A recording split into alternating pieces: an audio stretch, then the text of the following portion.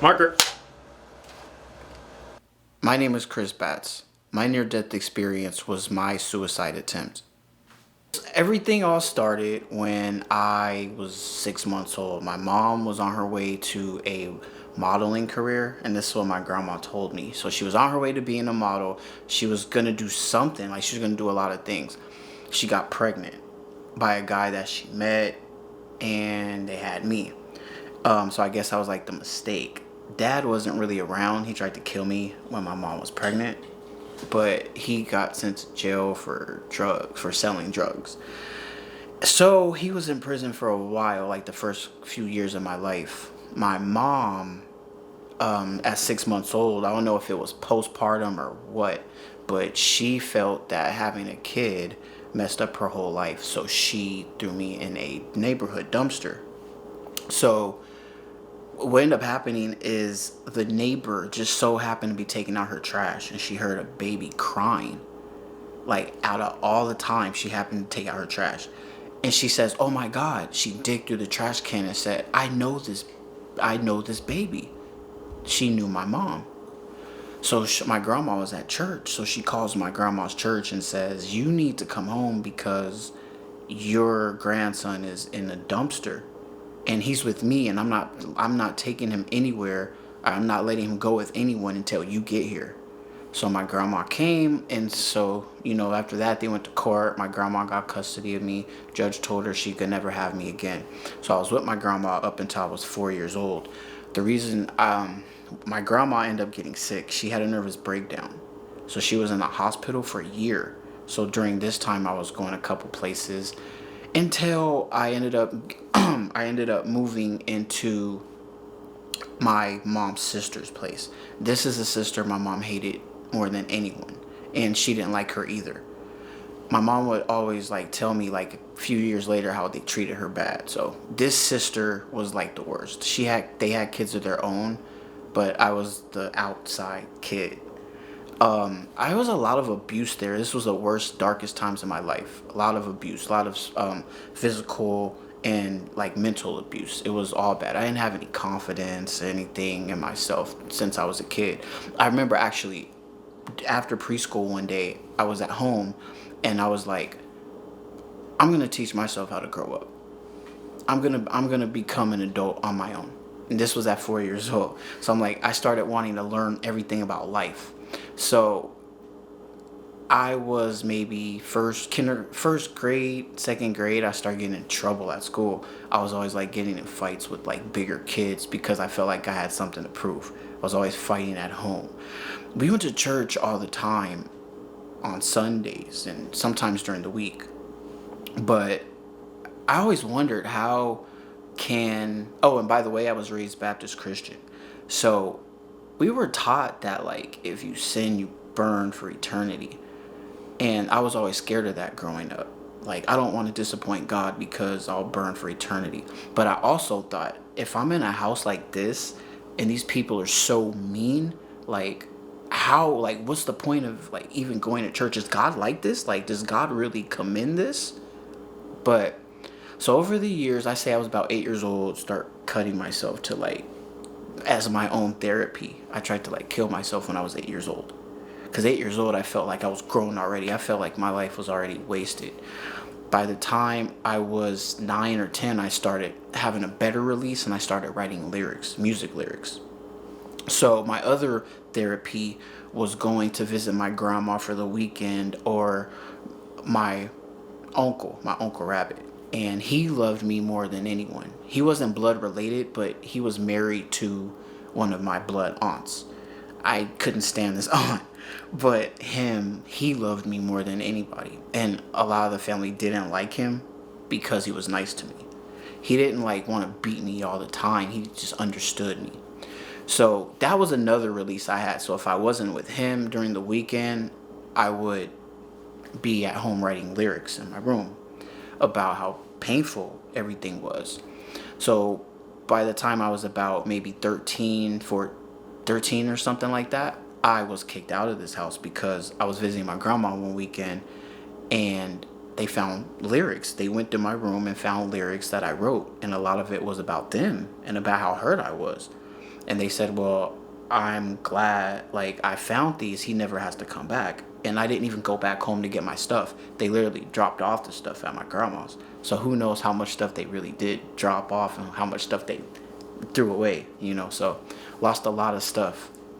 By the time I was in high school, that's when life changed. I moved out into one of my other aunt's house, and it was beautiful at first because this was always my favorite aunt. She was happy, go, and always smiling and everything like that. High school, I was very, very popular, and suicidal like thoughts were gone. I didn't even think about like wanting to be dead like in high school. But years prior to this, I did. I always just like, there's no reason for me to be here. I wish I was dead. But high school, I enjoyed it. But I ended up being so social that my grades started to suck. And the aunt that I was with noticed this, and then she took everything from me and like before. So I ended up sort of running away. But then I came back and told her, I said, I don't want to be here. And this was before my 16th birthday. I told her, I don't want to be here. I want to have a 16th birthday party. My grades shouldn't reflect me celebrating my 16th birthday. So I left. I said, I deserve this. Left with the aunt that my Uncle Rabbit's wife, which my Uncle Rabbit died when I was 14 already. So I was sort of going through it. I missed him, and I knew no one else in this family would love me, even his wife. So I moved in with his wife. She let me sort of be a little more free. She let me have a 16th birthday. Problem with that was living with her, there was a lot of bed bugs and stuff like that. And I slept like on a chair in this place. Like I didn't have a bedroom. It was just her room, and she never closed the door. And she had this mirror that she hung up on the wall. So when she would look through the hall, you could see what whoever's doing anything in the living room. So I didn't really have any privacy. Even on the bathroom door, she put like tape on the lock, and on the part where it locks, so you can't close it all the way. Yeah, so a lot of the times what she would do too, like with the tub, she would put stuff in the tub so that way I can't like take a shower or something. So I would have to like go in the sink and like use like take bird baths and stuff like that. It wasn't like this all the time. This happened like later. But for a while it was okay.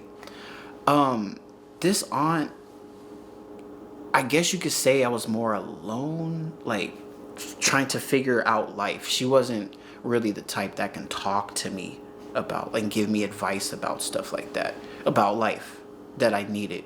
So I'm still no mom, no dad, no anybody to really look up to. It's just me. But still, for some reason, high school, my friends were my family, you know. But then after high school was over, I didn't graduate. My friends did. So I saw them move on with their lives, and they had their families there to help them get their first cars, their first like apartments, their first jobs. Everything was like given to them, or either help. They had like a hand up. Me personally, I didn't have any of that, so I had to do it the long way and the hard way. This right here, after high school, started making me really more. It brought the depression back, and then it brought social anxiety. I was so like in fear of people. I didn't even want to go on the bus because I knew people would stare at me when I walk on the bus, and I'm like, oh, they're probably talking about me now, or something like that. Social anxiety sucks. So that just went from not caring, and more depression came. The darker it seems like my soul got, like I just didn't care about anything. But I always believed in God. But I always felt like God was this mean entity that is gonna like burn just because I'm unhappy and I'm sinning and stuff like that. And I stopped going to church with a lot of the people that I went with because I felt like if people, like how I grew up, if people are like that in church, like something isn't right, and I don't want to be a part of this. So I just honestly, years later, I started like certain like pills and drugs and stuff like that, and like drinking all the time, but I got bored of all that. I guess my attention span gets bored sometimes, so I got bored of all that, and I'm like, you know what, there's no reason for me to be here. I kept calling, asking for God for some type of like message or something. It seemed like everything was bad. I wasn't getting anything back from him. So I said, I'm gonna plan myself a suicide. I'm gonna get out of here. I want to go to a different place, a better place. And from what I know, they in church they say suicide is the unforgivable sin. But at this point, I was so depressed, I didn't care. I'm like, whatever happens, happens. Nothing could be worse than this. That's how alone I was. So I went to the train station one day, and I looked at all like the trains that were, well, at the times they passed by. I stayed there all day, and I knew what time I wanted to lay in front of a train. So that was my plan. I thought of like drowning myself and all this stuff. I'm like, no, I'm just gonna do it fast. I'm gonna lay in front of a train track and let it hit me. That was the plan for months. During my childhood, I see my mom. I can count maybe on one or two hands the amount of times I've seen her. So I really don't know much about her. I just know every time I seen her, she would always tell me things like, she's not my mom and she doesn't want me. And how lucky I was for her not to abort me. And I should just be grateful for that. That's what kind of person she was. And she says she's taking care of me by coming to visit me. The reason she came to visit was because she owed my grandma money or something, and she would just give her money. She'd give me a one-armed hug, and then she leaves. I didn't really spend much time with her. Actually, I can honestly recall one time that I spent with her. She called herself cutting my nails, but they were like so bloody. Like by the time she was done, it was bad. All of them were just bloody, and they hurt for days. It sucked. And then she wanted to spend quality time the same day and watch a movie. Okay, I'm going to show you a movie. This movie's called Crips and Bloods. And I'm like 5 years old at this point. So this is mother and son time, for her. But that's like the only mother and son time I could ever remember us having. All this stuff got to me because I would even see kids when they're older. I want family too. I want a mom. I want someone to hug and stuff like that too. Someone to tell me they love me. But even the aunt I was living with, it wasn't like that. All these thoughts carried over with me of all these years. And then the thought that I thought God even abandoned me. I'm like, what's the point of being here? So all this stuff was going through my head while I'm at this train station. And I was ready. So one day I was arguing with a friend.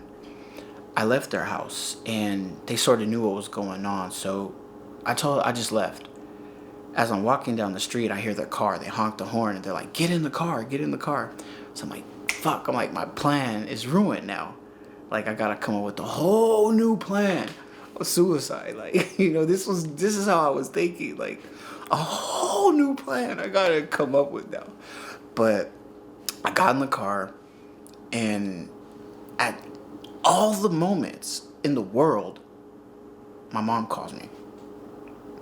I'm talking to my mom, and I'm thinking, how the hell did she get my number in the first place? She tells me, your grandma gave me your number. She told me you were asking about her to ask if I talked to you. I called you to let you know I'm not your mom. I don't want you. I never wanted you. Get this through your head. You're not my son. So I looked at my phone and I said, well, F you, you never were. Well, fuck you, you never were. That's how I said it. And I rolled down the window, tossed it out. I looked at my friend in the driver's side. Now imagine somebody that's suicidal already. They're planning it. So my mom could have been that ultimate thing that made me change my mind. Didn't happen. So what she said basically confirmed that I'm gonna do this. I'm out of here. So I looked at my friend in the driver's side and I said, fuck this. Opened the door and jumped out. And I just remember this boom sound on when my head hit the concrete. And that's when I had my near-death experience. That's when all the near-death experience started. So I just that boom. After that was this nothingness. Everything was slow motion, just slow. And there was these different colors, blue and black and red, just all these colors. But Literally, there was nothing there. Then I felt this ultimate presence where I knew it was God. So the first thing I'm thinking during this time is like, oh man, I'm like, I'm gonna burn. Like, I'm gonna burn. And I felt a bunch of love behind this entity. I didn't see it with my eyes, I just felt it. But you know, it's that ultimate God, what I know him as. So I'm like, you know what? Okay, I get it now. I get it. I'm not gonna kill myself now. I'm just kidding. Like, let me go back and get perfect, and then I'll come back to you. And that entity, God, was like, no, like, I want you now, like how you are now. And I'm like, what, me? Like, yeah, I want you now. So I had a bunch of questions in my head, like, oh, like, because I didn't know it was God. So I'm like, who is this? So literally, the order was like, I am God. Yes, I am real. Yes, angels are real. They're a gift from me. Want to meet them? And I was like, no. I was like, no. I definitely didn't even believe in angels. I thought that was just for TV. Like, I thought, like, I don't know, like the halos. And I was like, that stuff is made up. Hogwash. But somehow I just knew God was real. So I'm like, well, if angels are real, I guess I believe it now. So like, all right, see you later. Like, I was ready to go back, but no. I seen this projection screen, and here's a like video of this prostitute walking by, and then he's like, I love her. Then here's a guy in a business suit with a briefcase walking by. He says, I love him. Then here's a picture of a guy, or video of a guy like on a skateboard with a big joint in his hand. I mean, in his mouth, just on a skateboard. He goes, I love him.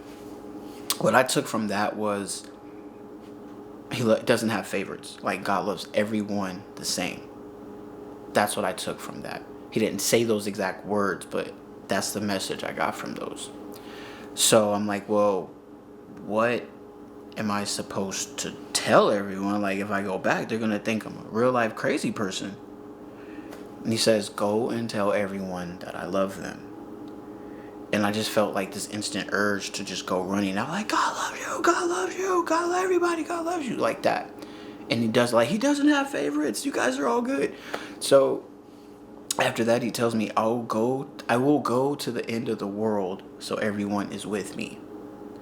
And I was like, whoa, like, you can't make this stuff up. Like, this is not human stuff right here. So I didn't see, I just felt him get like on a knee and give me a hug. The tightest hug, the most safest hug I've ever gotten. I didn't want it to end. I felt like I was more like at peace during this. So I said, okay. And I guess more to the whole let me reintroduce myself to you, I kind of took that as the next part where there was a bunch of words in the air. One of the words just flew around. One of them said loving. Then you see a word caring. They're all capital letters. And then you see the one like with the most exclamation points at the end of it. And it said long suffering.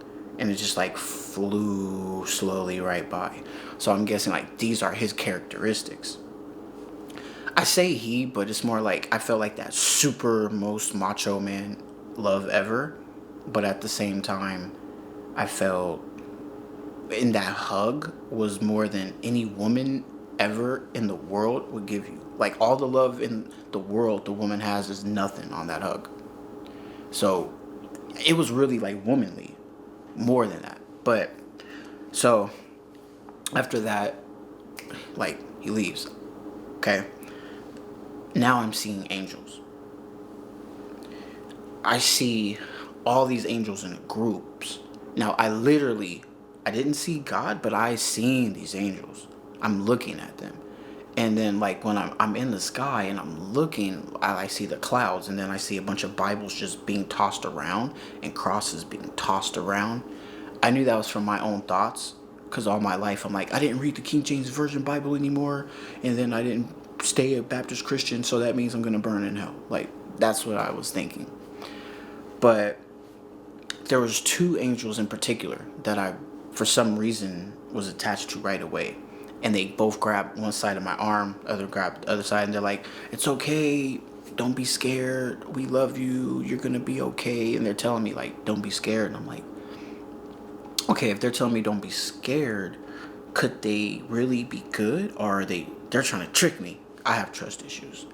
So I'm like, they're trying to trick me. That's what it is. You guys aren't I'm not falling for that. I seen this donut hole, what I like to call a donut hole. It's like a hole in this cloud. They're trying to convince me not to cross that cloud. Because I'm guessing if I had crossed it, maybe I wouldn't have came back. And they know how I am. So as they're telling me not to worry, everything's okay, I look to my left side and I see the left angel. Sort of, I call like a beetle type looking face is what I can remember. There was so much light, I couldn't really see the whole complete face. So I had to like, because I was squinting and I had to like turn away. There was so much light. Like I couldn't take it. It was like looking at the sun directly. But then the wings were wide. I say he was about not seven, about maybe like 6 to 9 feet tall. And then I look at him. He goes, "Are you sure you want to go?" And he was kind of like stern. So I was like, I'm gonna look this way now. So I was scared enough. Like, don't talk to me like that, nerd. I'm scared already. Think I'm gonna burn. I need some like compassion right now. So I looked to my right one, and this one was super buff, like huge. He was ripped. I looked at his sandals that he had on, and I'm like, whoa, like if he stepped on the earth, or even in like, if he put one foot on the earth, like half the city would just be destroyed. Like, boom, I could just see it. So then he has blue jeans, a red flannel shirt, sleeves rolled up to the elbows. Once again, very buff. I looked at him and I'm like, the gym. Like, okay, I promise. Like, I'll go back to the gym. I promise. Just let me out here. I'll go to the gym. I'm telling you, I'm going to do it. He had curly hair, and I'm thinking, uh-oh. And he's also about 9 feet tall. And I'm like, he's going to kill me worse than this one. And then in the softest voice, he was like, "You have so much to do for so many people." And I'm like who, me? I have so much to do for so many people. So they both tell me, look down. I look down. I see my body on the floor. I see the paramedics right here. And they're like, no, you need to realize stuff like this does happen. You're not going to believe it. It's like, you need to look again. So I look down again. And then like a camera, it zooms way close to my face. So I seen everything. Like, here's my body. Here's my friend on their phone, separated way far apart from me. And then here's the paramedics here. And then there were so many like flashing lights, and it was intense. So I looked at both the angels and said, whoa, that stuff really does happen. And they told me, they said, so do you want to stay or do you want to go? And then I felt this urgency to come back. Like, it was like a no-brainer. I'm like, no, I'm going back there. But they were giving me the option, like, do you want to stay or go? Like, if you want to go with us, it's okay. So I was like, no, I just remember that you have so much to do for so many people thing. I didn't understand any of it then. But I was like, I'll go back and do it. Even though my life sucks anyway. So I said, okay, I'll go back. But snap of a finger, I guess I'm back in my body. I woke up. From what I heard from my friend told me, I woke up in the ambulance. They said I was like trying to adjust my neck because I guess they had a neck brace on me and it was bothering me. But they said I went back to sleep after that. That part, I sort of remember the ambulance part, but I thought I was dreaming. Next thing, I woke up a couple of days later in the hospital. And as soon as I woke up, I'm in ICU and all the nurses are just looking at me and start calling me miracle and saying how much of a miracle I was, and they thought I wasn't coming back. I felt the love that I got was the love everybody in the world is supposed to feel.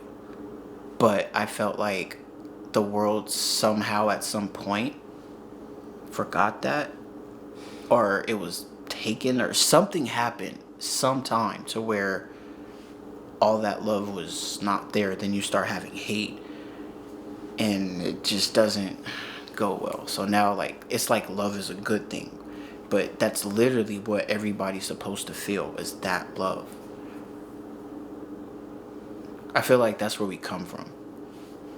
My proof of near death experience, and I know like the angels I met did this for a reason. I would have came back and said I was hallucinating or something like that, but they knew I needed proof. So that's why they told me to look down again. Cause I looked down, they're like, no, you need to look down again. Like, you need proof. So that's when I looked down again, and aware, very aware, I'm here, but yet my body's here. I'm like, how does that happen?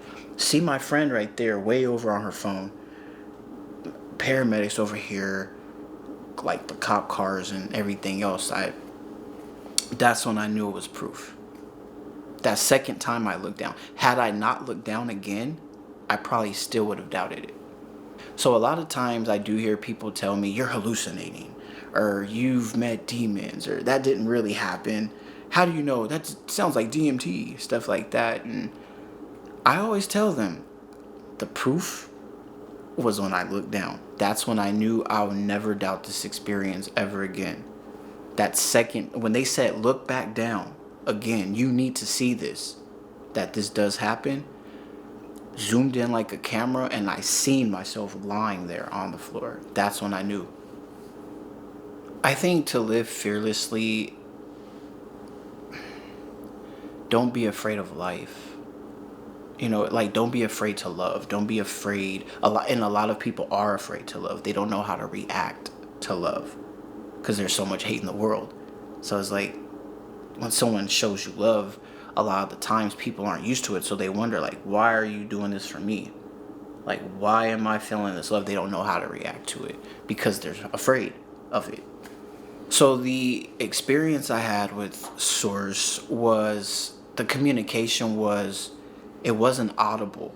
Like, I am God. Like, it wasn't like that. It was telepathically. So the words are being spoken. You can feel it and hear it in your head. But then at the same time, the emotion behind it, you feel it here. In your heart, you feel that emotion that is coming from. So whether it's a good or a bad emotion, you feel what emotion it is, but you hear the words without, like, in your thoughts. I feel like my near-death experience definitely gave me a sense of responsibility, especially the fact that God says, go and tell everyone that I love them. I'm like, oh, I'm screwed already. And then with the angels thing, they're like, you have so much to do for so many people. I'm like, oh, great, I'm cursed already. So I have to do this now. I think my near-death experience definitely gives me a sense of, like, I guess, like you say, responsibility to help certain people that don't know what it's like to have that type of experience. Because I was one of them. I was oblivious and didn't know anything about, like, spirituality and, like, the gifts that spirit world has for us and stuff like that. Like, I thought all that stuff was just bogus. So there's so many people around the world like that, and, like, they're lost. And I'm like, I feel very grateful that I had that opportunity. So now I can help other people. And also it helps me understand people better too. Because I know not everyone knows what I know now. Or should I say, like, what I found out years ago. I definitely am in suicide prevention. That's one of my main things. I talk about my near-death experience, but suicide prevention is my main point when I speak to people. It's because people are very, and the reason why is because I know the mind of someone that is suicidal. They are not going to just go out and tell people that they're suicidal. So I feel like I want to speak to those type of people too, so they can know, like, oh, well, he knows what we're going through. Like, because who else better to listen to than someone who knows what you're talking about. My book definitely touches on suicide prevention. That's the most important message of my book is suicide prevention.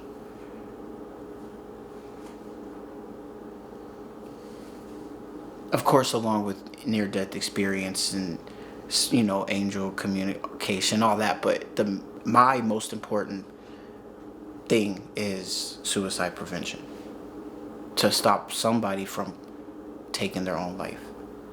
To those people who have lost someone, I've learned that you didn't really lose them. They left. Sorry, they left physically, but they never left. Their spirit does live on. It's not like their spirit is dead. Your spirit can't die. So they still love you, and they're still somehow trying to communicate with you. Like, so just I would like to say, like, don't think they're gone forever, because they're not gone forever.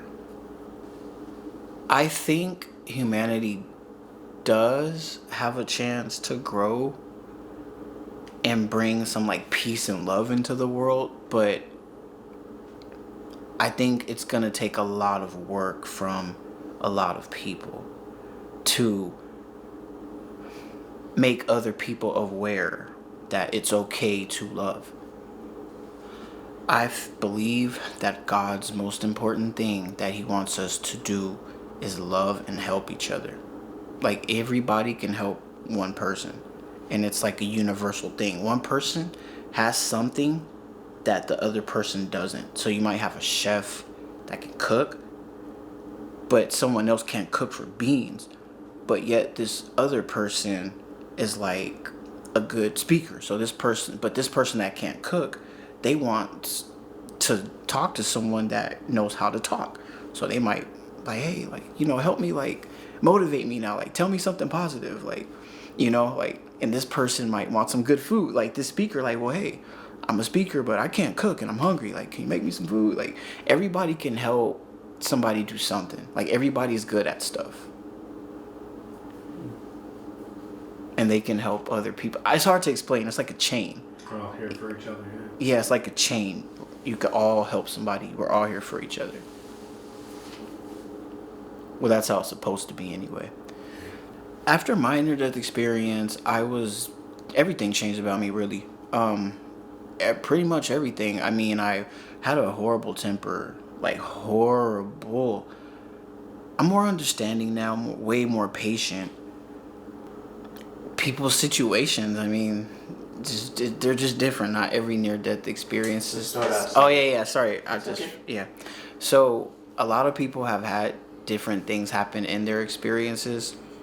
Like, something that's like a pinpoint, like something that makes their near-death experience stand out. Like, for example, mine was literally looking at my body on the ground while my friend is right here on their phone, and I knew what was going on. I think we all have some type of proof that our near-death experience did happen and that we're not hallucinating.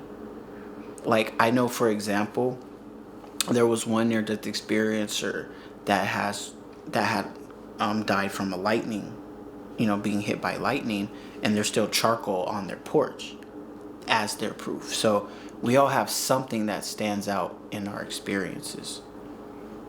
So I guess sort of like that helps us not doubt what happened.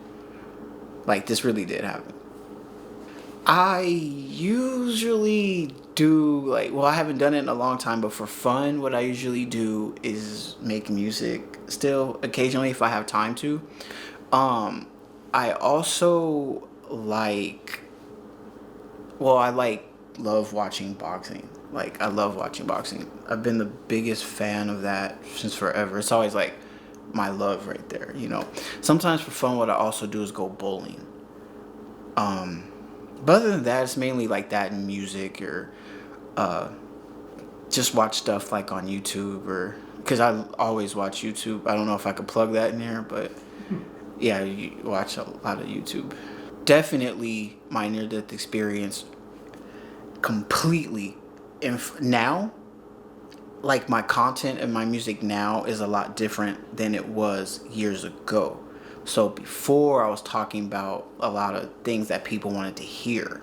Now it is, as my music is more uplifting now. Like, I don't want to do, I mean, yeah, it's still real. I talk about the downsides, certain things in life, but I also bring an uplifting part in that message. So that's what definitely my near death experience changed the music that I come up with. A lot of experiencers, motivational speakers, we do a lot of things. Understand, like, I do so much speaking, so much everything, like, for no credit, like, no, for free, everything like that, right? We do things for so many other people, and then sometimes it seems like we don't get that love back. But in actuality, you're chosen. So it's kind of like, I hate to say it, but it's kind of like your job now. You have to do it. Like, you work for God now, so it's your job. And eventually in time you will be rewarded and all that, but the main point while you're doing it is to not expect anything. And I learned that. I had to learn, like, not to expect anything. To help people, and then once you don't expect something, you forget that you expected stuff, and then stuff starts happening. It's weird how that works. But basically, you're one of the chosen ones, so it's like your job now. I feel like every single person in this world has a purpose. If you're here, you have a purpose. You need to figure out what it is. And a lot of the times it's something that you're probably passionate about, that you should pursue that purpose to help someone else. Maybe one thing I can say is, to those that are suicidal, like, my main target people, like, understand, coming from someone who is, or should I say who was like that, who had an experience that failed. Like, I came back for a reason, and that's to tell you that to stick around, because there is a God that loves you, and things will get better. They will. They have no choice but to get better. Okay. Because some people look at the bad and they think, well, this is going to go on forever. But once the bad is over, then you start, if you actually have the patience to wait for the good to come, you'll be so happy you did wait for the good to come.